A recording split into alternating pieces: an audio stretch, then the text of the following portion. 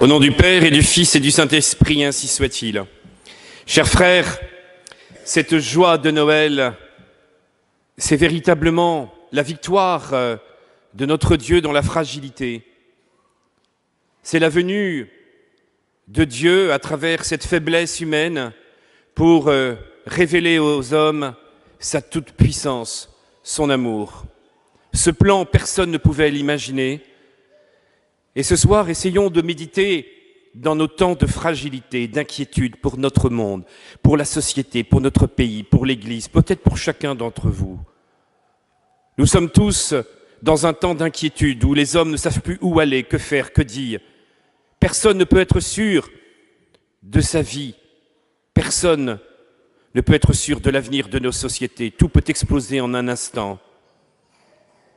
Alors, les hommes se réfugient parfois dans la violence, dans les idéologies, dans des religions meurtrières, se réfugient dans des paradis artificiels. C'est peut-être de toute l'histoire, dans toute l'histoire de l'humanité. Mais aujourd'hui, de par une certaine mondialisation, eh bien, tout prend des proportions hautes. Et les hommes alors sont dans cette inquiétude, mais qu'allons-nous devenir ? Qu'allons-nous devenir ? Quelle est notre histoire ? Eh bien, nous avons la réponse ce soir. Notre histoire, c'est l'enfant Jésus. C'est à travers la fragilité du Dieu fait homme. Dans cette fragilité, évidemment, qui n'est pas en Dieu, qui est tout-puissant, mais dans cette fragilité de l'enfant, que nous pouvons alors mieux comprendre qui nous sommes et ce pourquoi nous sommes faits.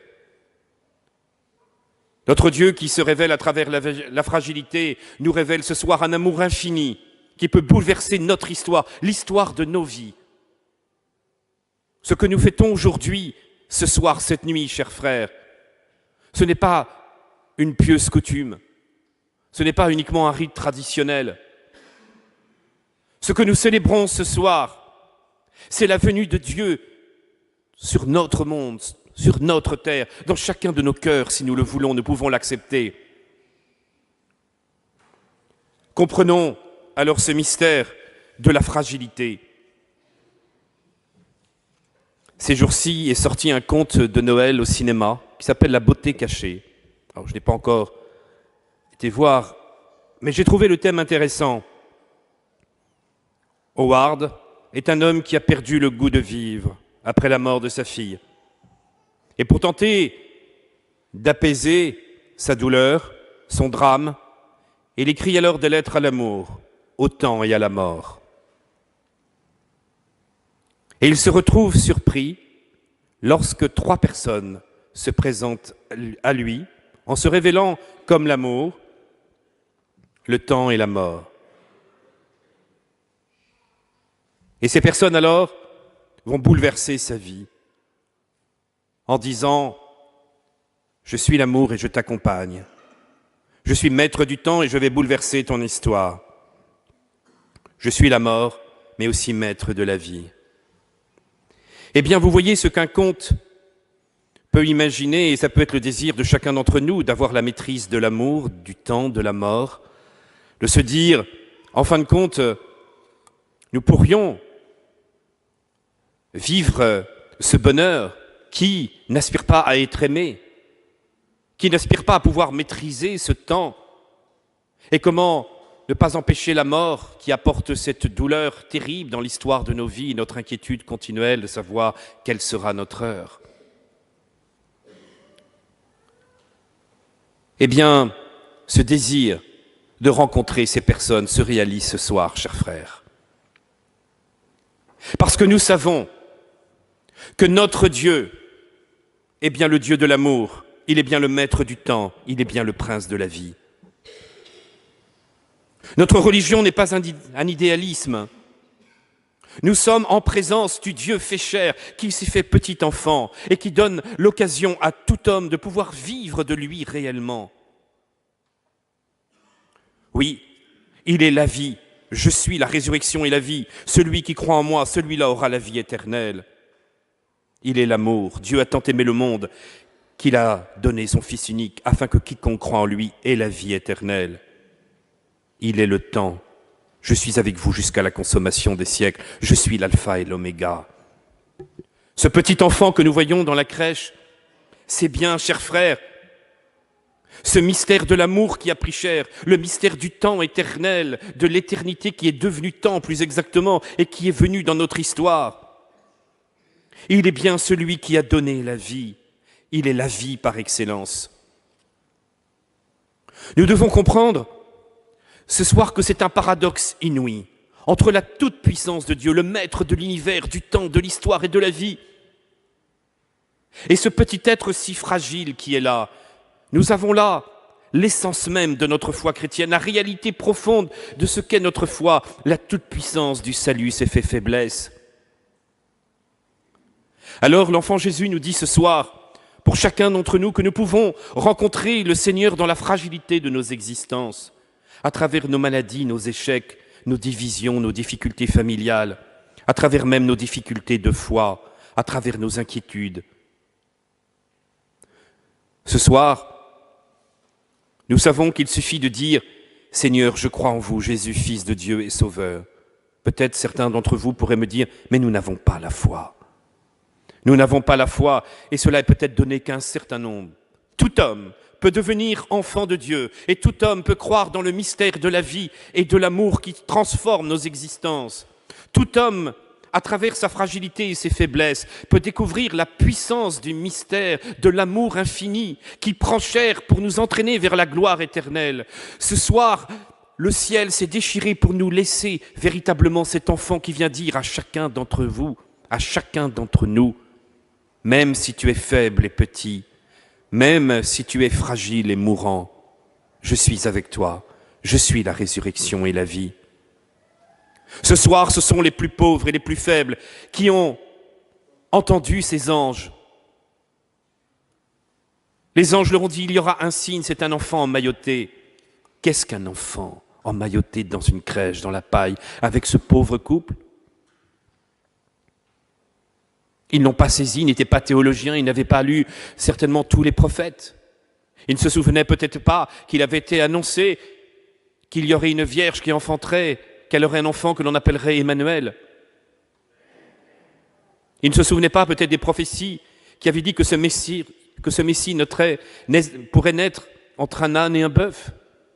Ils ne savaient pas peut-être la prophétie de Michée, « Et toi, Bethléem, terre de Juda, tu n'es pas la moindre des terres, car c'est de toi que sortira celui qui dominera Israël et le monde. » Ils ne connaissaient pas tout cela, ils ne mesuraient pas toute la portée de ce qui allait peut-être se réaliser dans le temps, dans l'histoire, dans le mystère de ce Dieu fait chair, de la deuxième personne de la Trinité, qui assume cette nature humaine. Mais ce qu'ils savaient ce soir-là, en obéissant à l'ange, en sachant qu'il y avait ce signe, c'est qu'il y avait un mystère de salut pour chacun d'entre eux.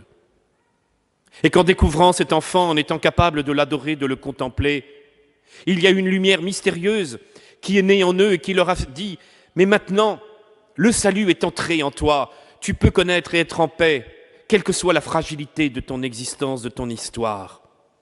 Le Seigneur est avec nous pour la consommation des siècles. Il est avec nous pour nous apporter ce salut.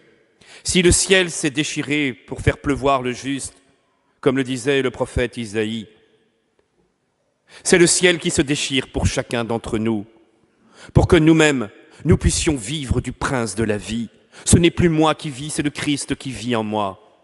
Ce mystère incroyable de Noël est possible, chers frères, pour chacun d'entre nous.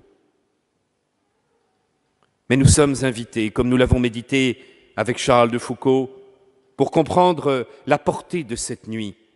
Nous sommes invités à reconnaître notre fragilité. Ce soir, il ne peut pas y avoir d'orgueil. Il ne peut pas y avoir de mesquinerie, de division dans l'Église. Ce soir, il ne peut pas y avoir de recherche de richesse, de désir de puissance ou d'impureté. Ce soir, il faut que nous nous débarrassions de tout cela au pied de cet enfant. Oui, nous pécherons peut-être encore. Oui, nous serons peut-être encore avec des désirs bien trop humains. Mais ce soir, Nous devons avoir cette simplicité de tout déposer aux pieds du Sauveur et de pouvoir reconnaître notre péché. C'est ce dépouillement auquel nous appelle le bienheureux Charles de Foucault, la venue de Dieu, cet anéantissement, ce mystère de la venue de Dieu dans la chair, de ce Dieu tout-puissant, maître de l'univers, qui devient petit enfant, présent auprès des plus pauvres. C'est un appel pour chacun d'entre nous à nous dépouiller de tous nos désirs orgueilleux, pour comprendre que la voie du Christ, que la voie du salut, c'est de le reconnaître comme sauveur. Et que cette voie du salut, ce n'est pas dans notre vie de rechercher ce qui pourrait être pour nous l'éclat, la puissance ou la gloire, ou les richesses et les biens. Ce soir, c'est la nuit de la pauvreté, du dépouillement total, pour que nous sachions que le plus important de notre vie est le Christ.